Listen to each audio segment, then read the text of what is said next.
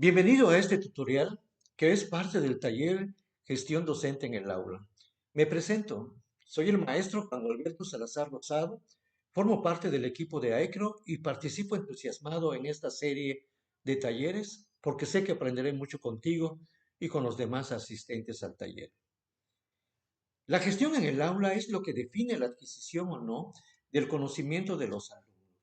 Un buen docente debe tener habilidades y estrategias pedagógicas que permitan favorecer el aprendizaje de sus estudiantes, aplicar y modificar los planteamientos y materiales curriculares, crear situaciones de enseñanza efectivas y afectivas, analizar y diseñar nuevas prácticas y tareas contextualizadas y situadas, razonar y pensar la educación para el cambio educativo desde un papel individual y colectivo, crear categorías globales, estrategias y representaciones de instrucción.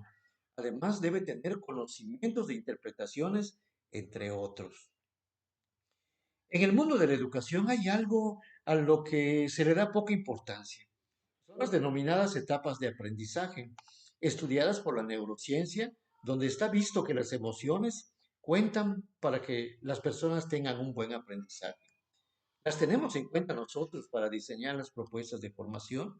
Vamos a ver cómo funcionan estos niveles de las etapas de aprendizaje. El primero es la ignorancia inconsciente. Aquí se puede decir que no sabes. Vives en el desconocimiento de que hay algo que no sabes. En esta etapa, a nivel emocional, no existe preocupación. Luego viene la segunda etapa, la conciencia de la ignorancia. En esta etapa tomas conciencia de que hay un conocimiento que desconoces. Entras en la fase en la que sabes que no sabes. Esto lleva consigo entrar a un nivel emocional de preocupación o miedo.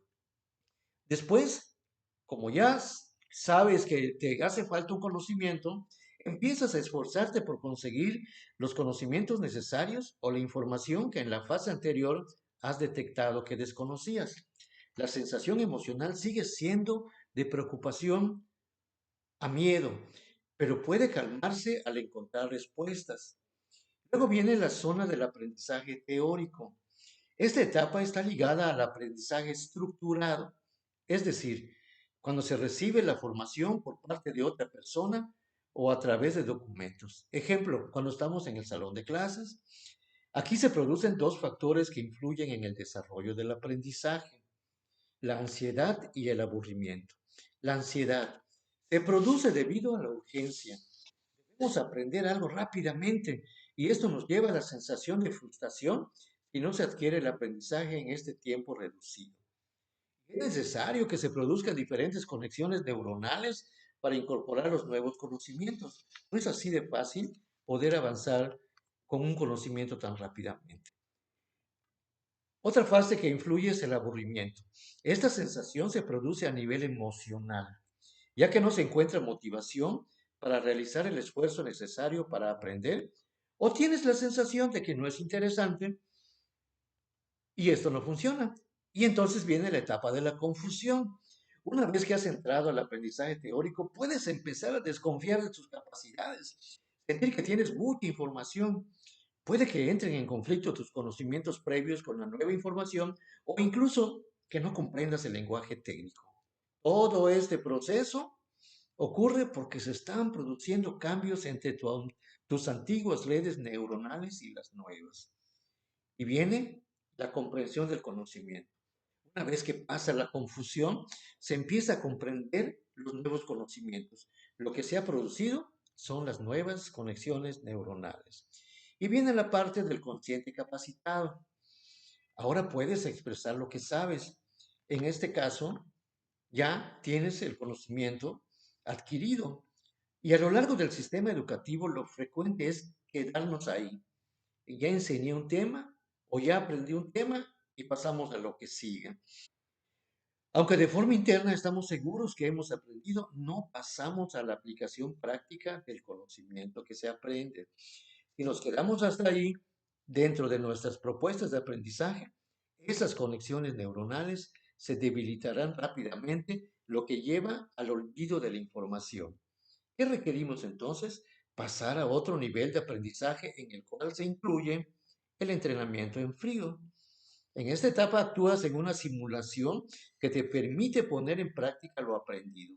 Lo teórico lo aprendes con ejercicios en una libreta, no precisamente en la vida real.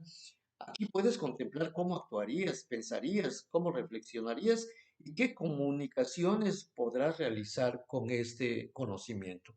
Tiene que entrar un entrenamiento en caliente, en la vida real, con situaciones reales, en donde transfieren lo aprendido y practicado a la vida real. Ya con estos dos entrenamientos llegamos a la automatización del conocimiento. El inconsciente ya está capacitado. Es la última fase del aprendizaje y para llegar aquí se necesitan muchas horas de práctica. Es cuando alcanzas la automatización del conocimiento. No tienes que poner conciencia en lo que estás haciendo. Interesante, ¿verdad? Entonces, para que nosotros podamos, como docentes, llegar hasta ese entrenamiento en caliente o inconsciente capacitado, necesitamos emplear estrategias didácticas. ¿Sí? La estrategia didáctica no es otra cosa más que la planificación del proceso enseñanza-aprendizaje. Entonces, nosotros les traemos en este módulo, en esta sesión, en este tutorial, 9 estrategias didácticas que pueden utilizar para mejorar los aprendizajes de sus alumnos. El primero es la resolución de ejercicios. Es lo que hacemos prácticamente en el aula. Aplicamos lo aprendido o reforzar conocimientos, si hay un proceso de evaluación y un proceso de aprendizaje. La lección magistral cuando exponemos, la exposición del profesor tiene que ser buena, tener buen dominio del tema, habilidades didácticas, etcétera. Luego vienen ya los aspectos más estructurados, como un estudio de casos, donde se atienden problemas reales y se hace un análisis completo del problema. Y después podemos pasar a otro un poco más elevado, que es el aprendizaje orientado a un proyecto. Se realiza un proyecto, se resuelven problemas o actividades, se trabaja casi siempre en equipo para hacer esto y se asumen responsabilidades. Hay otro, Hay otra estrategia que es llamada un contrato de aprendizaje. Se hace con alumnos más grandes de secundaria, nivel medio superior, superior, en donde existen acuerdos entre estudiantes y profesor sobre cómo van a entregar las evidencias para poder tener una calificación positiva. Luego viene el aprendizaje colaborativo. Se integran grupos, es un aprendizaje a través de la colaboración y hay foros de diálogo donde intervienen los grupos que se han formado para este tipo de aprendizaje. El aprendizaje basado en problemas se requiere un trabajo muy activo del alumno y el profesor tiene que dejar su papel de docente que expresa y es el responsable de la clase y convertirse en un facilitador del aprendizaje. Luego viene la enseñanza problemática. La enseñanza problemática son situaciones, problemas y la participación activa e independiente de los alumnos. El aprendizaje colaborativo es un aprendizaje entre estudiantes, ¿sí? Donde ellos tienen el papel súper activo y la responsabilidad y se trata de que logren objetivos comunes entre todos los que participan. A continuación, vamos a presentarles algunas planeaciones de clases o secuencias didácticas para tenerlas como referente a realizar en la gestión en el aula. Esta es una secuencia didáctica para los primeros grados de educación primaria, en las asignaturas de español y matemáticas. Solo se presentan las actividades de inicio, si se fijan, inicio, desarrollo y cierre. En esta que tenemos, ¿sí? Se incluyen las actividades, no indican cuáles son de inicio, desarrollo y cierre. Podemos notar que ya están incluyendo el involucramiento de los estudiantes que podemos observar en este propósito. Me pongo en la piel de un niño que trabajó en la revolución industrial. Fíjense qué interesante es este propósito, ¿verdad? Porque se puede trabajar en diferentes asignaturas, ponerse en la piel de alguien. Imaginemos, por ejemplo, el tema del gobierno de Benito Juárez y la guerra de la Reforma, tiempos de turbulencia, guerra, de traslados de su gobierno de un lugar a otro. En lugar de dar una clase expositiva con este tema de Benito Juárez, ¿por qué no animarlos a que se pongan en la piel de Benito Juárez, por ejemplo?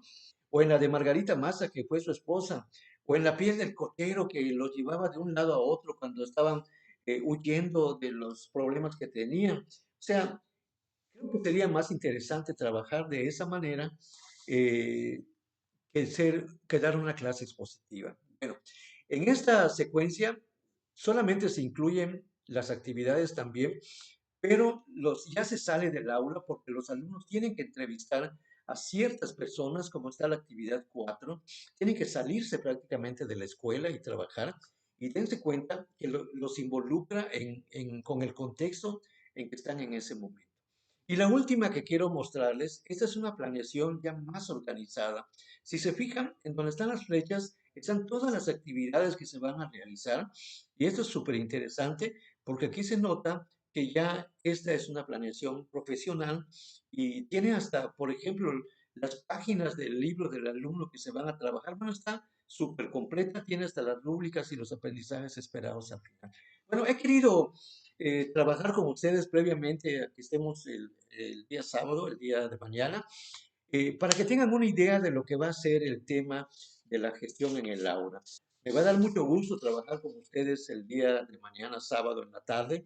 Estoy muy entusiasmado porque sé que voy a aprender mucho con ustedes. Tengo, les digo, mucho entusiasmo. Ojalá tú también llegues con el mismo entusiasmo. Hasta mañana, nos vemos pronto. Saludos atentos.